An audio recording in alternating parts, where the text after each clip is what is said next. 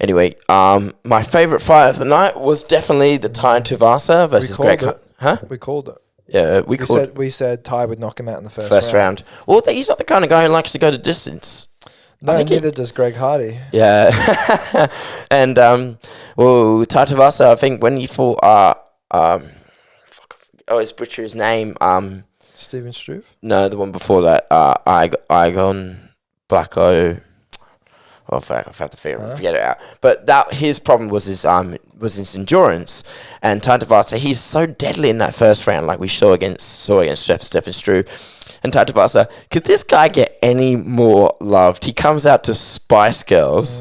I don't remember the last time a fighter ever did that. No. And he had the whole crowd on his feet. Then he absolutely goes in there, puts him away. But it was a left hook, and what was it? And then he goes and starts doing shoeys and does like 4 beers before he even makes it to the end of the cage.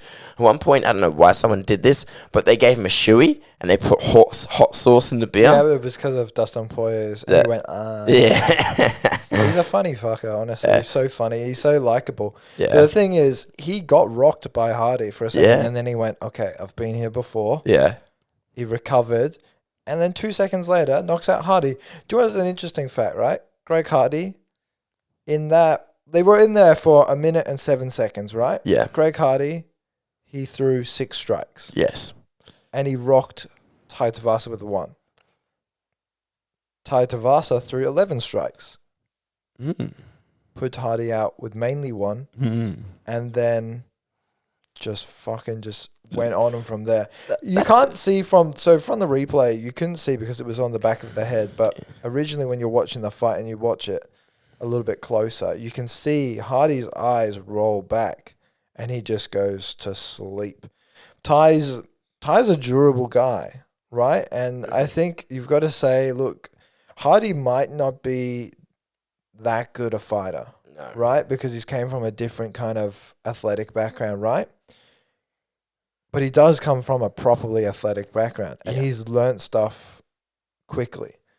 I think before the fight, we just mentioned, look, I don't think he's as good as a lot of people crack him up to be. Yes. Because he's fought a few cans, to be honest. And he's fought some other people that have very little experience. So when he was to fight Tai, we went, no, Tai is too durable, he's too quick, and he's been putting on a lot of work into his wrestling at AKA and things like that. So I was really impressed with Tai. He's really impressed. Because he's on a 3-fight win streak right now, and he said he wants someone in the top 10 or top 15. Probably top 15 would probably be the best for him, to be honest. Yeah, and I was thinking there's 2 fights that really have my attention right now.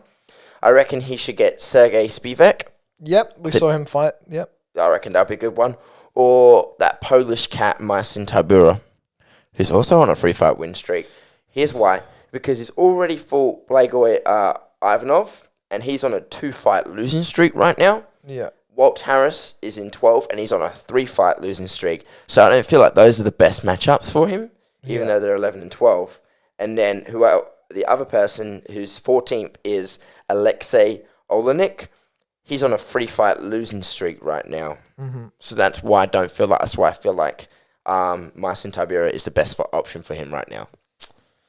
Do you know what fight I would like to see with Tai? Yeah. Him versus Tom Aspinall. That's a killer of a fight. Oh, that's dangerous. That's an amazing fight. That's dangerous as well. Tom Aspinall being like a big, hot UK prospect. Yeah. Very good in the striking department, and he's well-rounded himself. And he's got good footwork, and he's super light for a heavyweight. Yeah, he's very fast. Don't mean in terms of mass. I mean in terms of he did trim down a little bit actually his last fight, but he's so like quick in and out, and his punches are lightning quick. Like honestly, he's a really interesting prospect at heavyweight, and I think Tai has never been given easy fights. I think he's never been given easy fights, right? I just think Tai's up for the challenge. He doesn't give a fuck who he fights in the heavyweight division, either top 10 or top 15. And he does deserve a top 15. I think maybe a Sergey Spivak, or the person in me, like the the fight fan in me really wants him to fight Tom Aspinall because Yeah. that is a belt of a fight. Well, not even that, but he's also a money pick now. He's now a beloved fighter by the crowd. He draws in the money, and he's not even ranked. You know what I mean?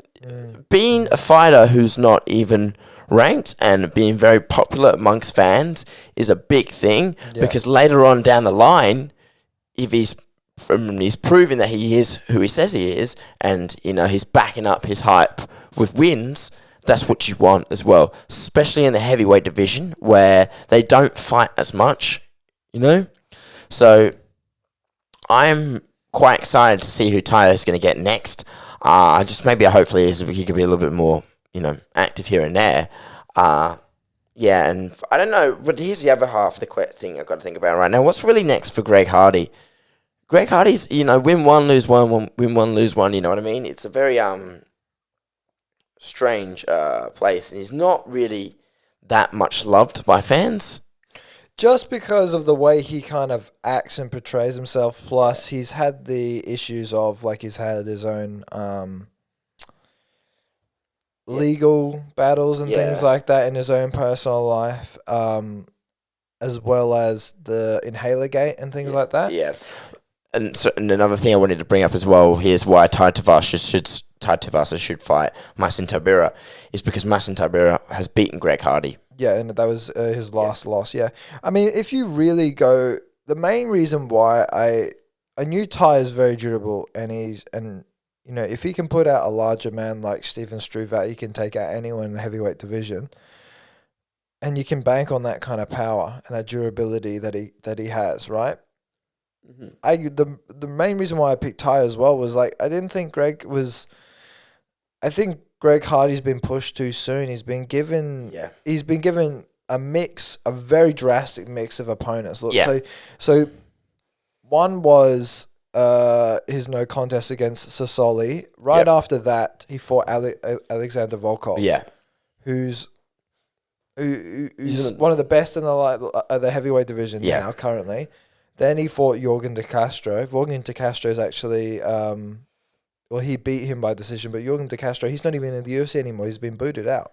Yeah. Right? And then you've got, he knocked out Maurice Green. Yeah. Right? Maurice Green, I don't think he's in the UFC anymore. I think he's been kicked out, right? Yeah, and he's got a record of 9-7. Then he fought Marcin Tybura. Marcin Tybura is currently, I think, number 8 or 9 in the rankings right now. 10. Again, number 10? Yep, 10. Number 10 in the rankings, right? So he's either given quite...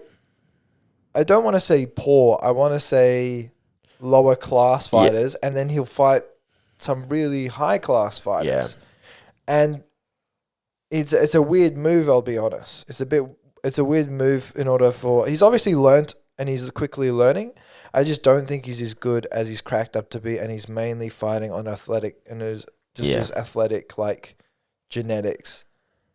And things like that. So, and his sporting background. So, with Greg, I think he's just came off 2 big KO losses.